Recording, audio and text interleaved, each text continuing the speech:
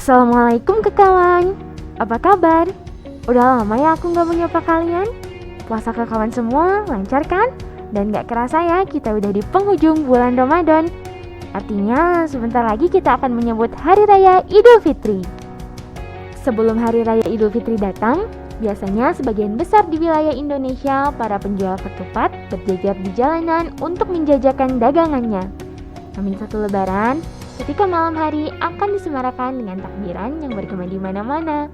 Nah, ketika Hari Raya Idul Fitri datang, berbagai aneka kue kering seperti nastar, kastengel, putih salju, dan lidah kucing akan tersusun rapi di meja untuk menyambut tamu yang akan datang, atau malah dimakan sendiri. Dan di setiap daerah pasti punya tradisi tersendiri untuk merayakan datangnya Hari Kemenangan. Dengan perbedaan tersebut, menjadikan keragaman budaya Indonesia semakin menarik. Kawan mau tahu nggak tradisi apa saja yang ada di Indonesia? Simak dulu yuk tradisi unik Lebaran di berbagai daerah di Indonesia. Tradisi yang pertama, ada Tumbilatohe.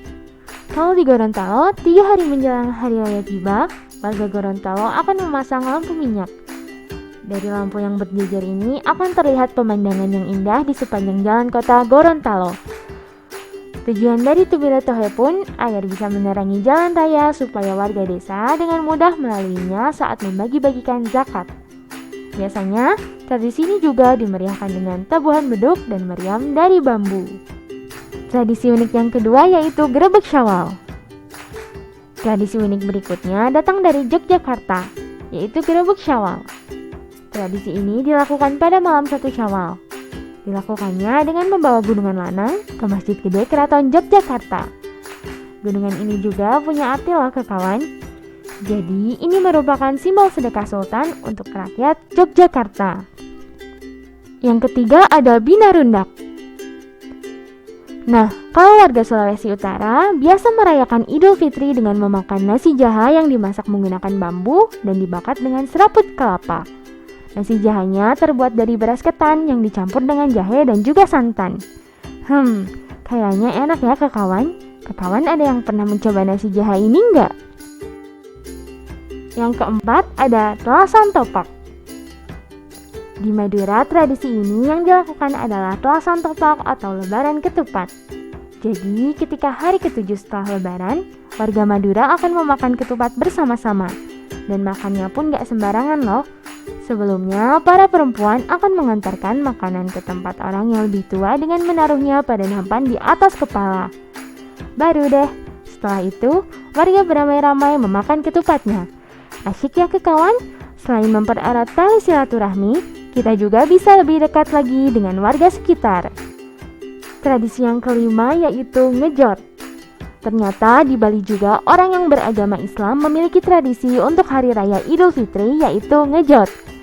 Umat Islam di Bali akan membagikan makanan kepada semua warga. Bukan hanya warga yang menganut agama Islam saja kok, tetapi seluruh umat beragama akan mendapatkan makanan juga. Dan uniknya, tradisi ini juga dilakukan oleh umat Hindu di Bali saat mereka merayakan Hari Besar Agama Hindu. Tujuannya untuk menciptakan hubungan yang harmonis antar umat beragama di Bali. Tradisi yang keenam, Perang Topat. Kawan sebelumnya tahu nggak kalau ketupat bisa dijadikan senjata untuk perang? Eits, tapi bukan perang untuk melawan musuh ya. Tapi perang yang dimaksud di sini adalah perang tradisi. Yap, biasanya suku asli dari Lombok melakukan perang topat atau perang ketupat pada hari ke-6 Lebaran. Tradisi ini dimulai dengan mengarak hasil bumi. Nah, selanjutnya para warga akan saling melempar ketupat. Melemparnya pun nggak sembarangan loh. Lempar-lemparan ketupat ini dilakukan karena dipercaya dapat mengabulkan doa dan permohonan mereka. Yang ketujuh ada Festival Meriam Karbit. Kalau tradisi ini biasa dilakukan oleh masyarakat Pontianak, dan mereka sudah menyalakan tradisi ini selama 200 tahun. Menjelang malam takbiran, semua orang bersiap untuk melihat meriam yang diletakkan di pinggir sungai Kapuas. Nantinya warga Pontianak akan berkumpul dan menyalakan meriam itu sebagai tanda bahwa hari kemenangan telah tiba. Yang ke-8 ada Ronjok Sayap. Karena kepercayaan warga Bengkulu kalau api adalah penghubung antara manusia dengan leluhur mereka, Maka suku Serawayu pun melahirkan tradisi lebaran yang dinamakan Ronjak Sayak. Ronjak Sayak ini sudah dilakukan selama ratusan tahun dan dilakukan saat malam takbiran dengan cara menyusun batok-batok kelapa sampai menjulang tinggi, kemudian dibakar di depan rumah masing-masing. Yang kesembilan ada Batobo. Lebaran tiba, pasti ada sebagian dari kekawan yang pulang ke kampung halaman.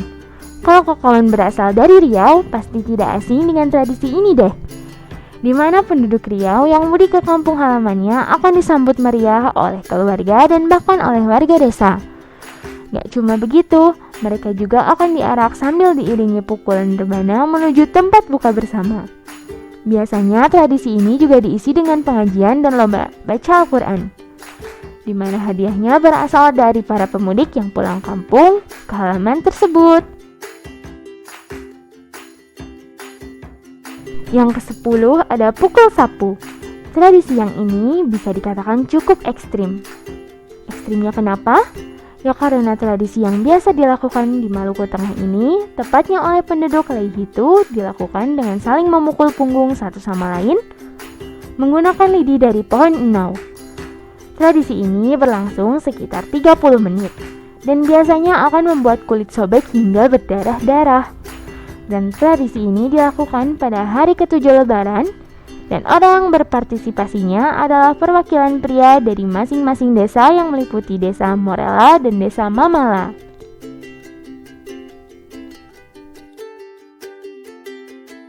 Itu tadi tradisi Lebaran yang dilakukan di berbagai daerah di Indonesia. Macam-macam ya kawan, dan tentunya membuat kita kagum dengan keberagaman dengan tradisi dan adat dari berbagai wilayah di Indonesia. Nah, sekian untuk video kali ini. Walaupun kali ini berlibur lebarannya cuma di rumah aja, semoga tetap asik ya. Sebelumnya, aku akan mengucapkan minal aizin wal faizin ya.